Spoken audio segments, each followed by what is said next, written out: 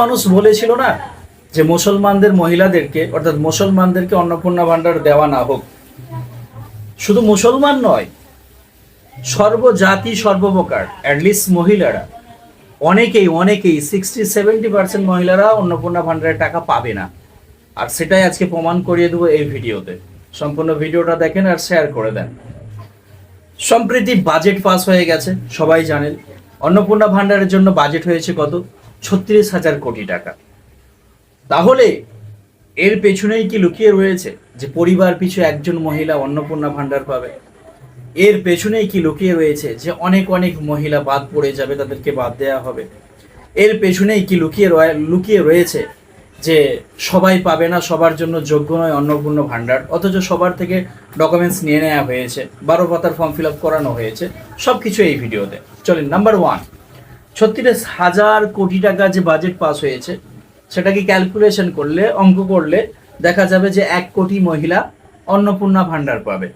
তো তার মধ্য থেকে শুভেন্দু অধিকারী মন্ত্রী মহাশয়, মুখ্যমন্ত্রী মহাশয়, উনি বলেই দিয়েছেন 80 লাখ মহিলাকে অলরেডি অন্নপূর্ণা ভান্ডারের টাকা দিয়ে দেওয়া হয়েছে। অথচ দেখা যায় সমীক্ষা করলে বেশিরভাগ মানুষেরই এখন কিন্তু টাকা ঢুকতে বাকি রয়েছে।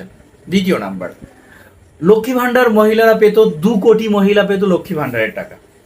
এবার আপনারা এখানে একটা কথা বলবেন যে সেখানে অনেক জালিয়াতি ছিল, অনেক পুরুষরা লক্ষ্মী ভান্ডারের টাকা পেত। হ্যাঁ, আপনাদের কথা সত্য কথা, মেনে নিলাম।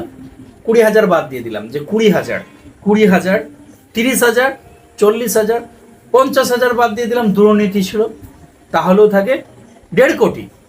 তাহলে যদি 1 কোটি মহিলা টাকা পাওয়ার যোগ্য হয় 36,000 কোটি টাকার বাজেটে, তাহলে তখনও বাকি রয়ে গেল 50,000 মহিলা। তারপরেও চলো, আমি বলেছিলাম একটা ভিডিওতে এর আগে যে 80% মহিলারা পাবে না অন্নপূর্ণা ভান্ডারের টাকা।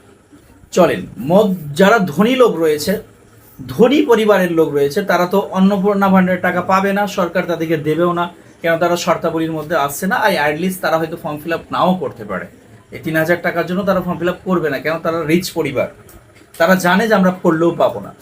আর মধ্যবিত্ত পরিবারের যারা ফ্যামিলি রয়েছে তারা এই ক্যাটাগরির মধ্যে কিন্তু পড়বে না। যে সমস্ত শর্তাবলী সরকার দিয়ে দিয়েছে, 3টের অধিক পাকা বাড়ি থাকা চলবে না, 4 চাকা গাড়ি থাকা চলবে না, তো মোটামুটি মধ্যবিত্ত পরিবার যারা রয়েছে তারা কিন্তু এর থেকে অনেকেই বাদ পড়ে যাবে।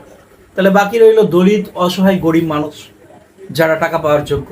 আবার তারাও অশিক্ষিত হওয়ার কারণে, অর্থাৎ তারা শিক্ষিত না হওয়ার কারণে তাদের ডকুমেন্টসের মধ্যে কিন্তু অনেক ভুল ভ্রান্তি রয়েছে। ব্যাংকের বইয়ের সাথে আধার লিঙ্ক নেই, আধার কার্ডের মিল নেই, আধার কার্ডের নামের মিল নেই, একটা ডকুমেন্টসের সাথে আরেকটা ডকুমেন্টসের মিল নেই। পরিবারের সমস্ত কিছু তথ্য চাওয়া হয়েছে 12 পাতার ফর্ম ফিল আপে। একটা পরিবারের সাথে আরেক পরিবারের, ফ্যামিলির সাথে, গার্জেনের সাথে, একে অপরের সাথে ডকুমেন্টসের মিল নেই। এইরকম দরিদ্র অসহায় মানুষের ডকুমেন্টসে এরকম অহরহ রয়েছে। তো তাদের কিন্তু ডকুমেন্টস যখন না মিল খাবে বা ম্যাচ হবে, তখন তাদেরকে রিজেক্ট করা হবে। তাহলে বাদ পড়ে গেল অনেকেই। তাহলে টাকা পাবে কারা? এই প্রশ্নটা আমি আপনাদের সামনে করে গেলাম যে তাহলে টাকা কারা পাবে। কমেন্টে অবশ্যই জানাবে। আর ভিডিওটা প্রচুর পরিমাণে শেয়ার করেন, যাতে বাংলার প্রতিটা মহিলাকে অন্নপূর্ণার টাকা দেয়া হয়, তাতে বাজেট বাড়িয়ে হোক বা যে কোনো উপায়ে যেন বাংলার প্রতিটা মহিলা তারা যেন অন্নপূর্ণা ভান্ডারে 3,000 টাকা করে পায়, এই দাবিটা সবার মধ্যে উঠুক। ভিডিওটা প্রচুর পরিমাণে শেয়ার করে দেন।